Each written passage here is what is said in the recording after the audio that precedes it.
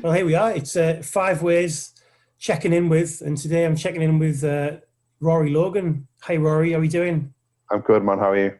I'm good. I'm not too bad, actually. I'm a little bit stressed at work. I'm just trying to work out how to fit in things in the right order, and that's just every day. Yeah. So I can deal with that on a day-to-day basis. Do you Of course, yeah. for you, or?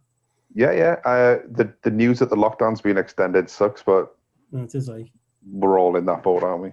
I'm assuming there's just been something's just happened with Boris, and I haven't actually listened to it yet. Then. Yeah, there's been another update, so they've extended it until at least the 8th of March, and then we'll go from there. But we just got to do what we've got to do to stay grounded, I guess. Just makes these videos even more relevant then. So I think so. Yeah, Boris, giving us this opportunity. Thanks, Boris. I know you. I've got him on the mic. I've got him on the mic. No worries. So, just a little bit about what you do then, Rory. You got find the light, and then you work.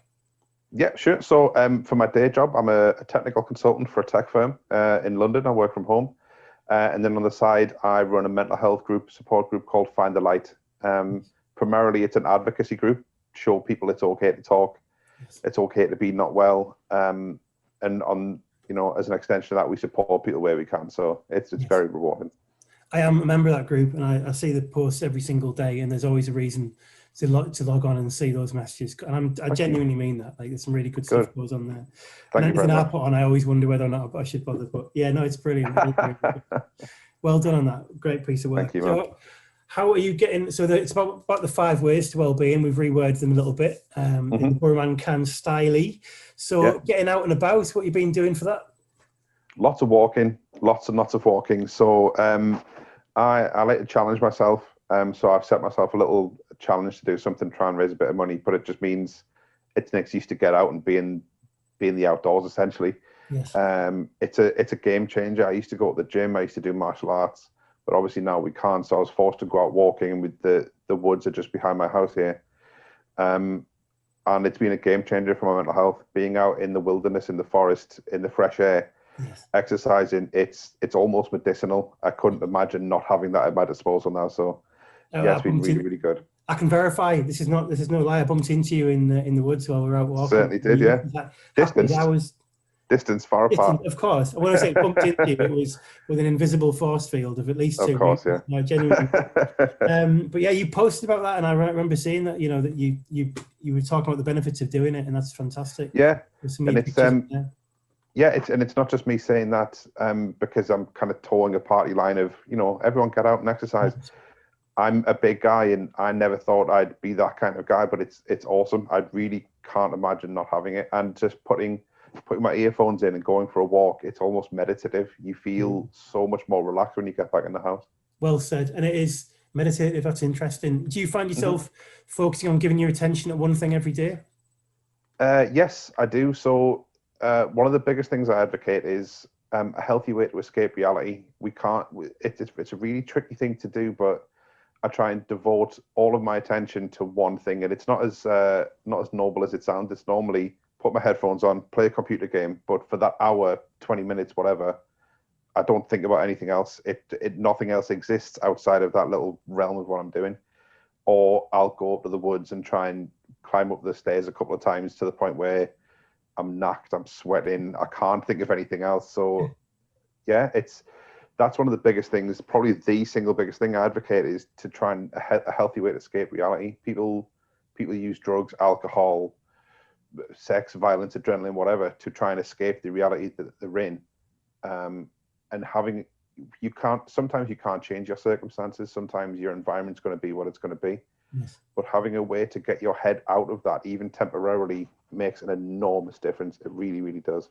That's fantastic. Very well put. I love the way everyone's got different analogies for what that is. One of the other ones we were chatting was about Lego and doing jigsaws, but it's exactly the same thing. The principle is exactly the same. You're just finding something to focus on. Is it Xbox, PlayStation, PS, PC gaming? What you? Xbox for me. Boo! I know. I'm sorry. It's funny you say that. I've just started building Lego myself. My little Lego models. Yeah, I've got the ISS. I feel like I've just opened up, like, I think I said to someone else, like walking a basement where you shouldn't be, and discovering it's actually quite a positive thing. And there's always busy in a way, but there's this big Lego blokes doing it, and I did a Millennium Falcon with my son and everything. It was brilliant. So that's great. Yeah. It's really addictive. What about then, pal? What about learning anything new? Is that something for you every day or a few days? To a degree. So this whole, obviously everyone's really restricted during this whole thing, and as long as I come out of lockdown in no worse shape than I went in, I don't just mean physical shape, I mean mentally, physically, what have you. As long as I come out at least on a level playing field, I'll be okay. So I'm reading a book at the minute, actually. Oh, I like it. 1984, Brave New World. Oh, The Art of Resilience by Ross Edgley. Why do I know that name? Why do I know him? He's the guy that swam around Britain.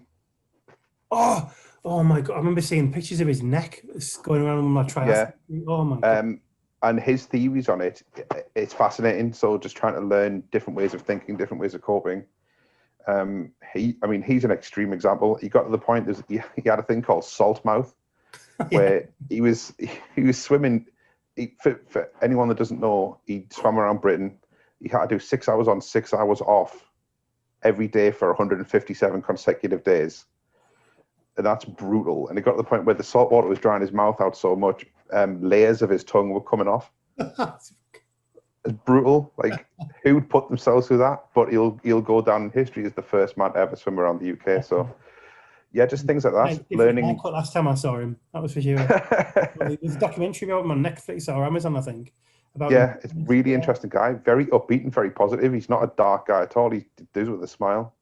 Yeah. And learning about diet, like this whole thing. I've always I've been a heavy weightlifting type of guy, a heavyweight boxing type of guy for the one fight I had. But that's not healthy. Do you know what I mean? Like drinking bottles of caramel to get your carb macros in. It's just not a healthy lifestyle. So just trying to learn more about energy systems, physiology, trying to put the pieces together out and come up with a strategy, not just eat everything and lift everything. So it's been really interesting. It's been absolutely fascinating. So what about staying in touch with any particular close pals? Or I don't think I need to ask you about giving in some way, because I know the Find the Light group is something you do on a daily basis and you're very committed. But if you've got another example of that as well. It's silly things. So I'm very very close with my friends. When things aren't necessarily going right at home, the friends are the family that you didn't necessarily get stuck with. And I don't mean stuck with, I love my family, but they're an escape from things when things aren't going right.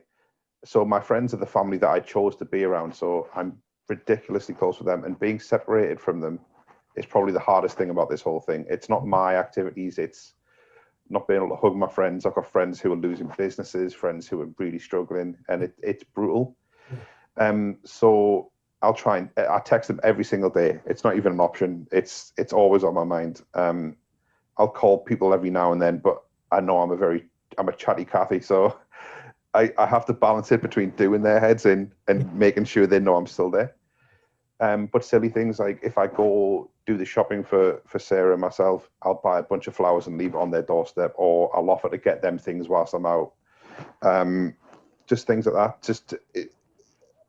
I'm a firm believer of the little things kind of matter. And if you didn't know you were going to get a bunch of flowers or a box of chocolates or your shopping delivered, it can make all the difference. So yeah, just do my little part.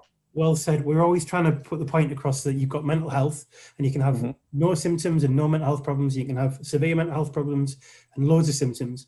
And mental well-being is the different element which takes you up or below that line, which is what you do with your own knowledge of your own mental health, and actually what you do in your life to actually help manage that as well. Or the thing, you know, what this is all about is about those things that you do. If you were to strip those things out, how conscious are you that those things are so important to maintaining your mental health? It's essential. So I take a medication called mirtazapine. It's cool. It stabilizes my mood a bit and it helps me sleep. Okay. But it doesn't give me a life. Yes. Your purpose, having a purpose and having a rich lifestyle, does more for my mental health than any medication ever could. Like pills can stabilize you, but it can't improve your life beyond a certain point.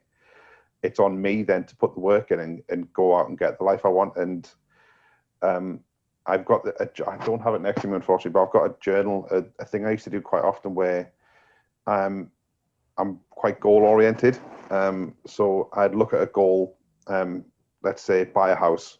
A few things I want to achieve that year or that time period or whatever. Buy a house, deadlift 200 kilos, do half marathon, and then break those down into different tasks. So for buy a house, I need to clear my credit. I need to save for a deposit, and then break those down. So to clear my credit, I need to close this loan out. I need to pay this debt back, and break them down into such small incremental tasks that if I'm feeling low or I'm feeling really bad, I can pick the book up, look at it, do one of the tasks and tick it off. And then I know I've got a direct progressive act that's going to benefit me a week, a year, 10 years down the line.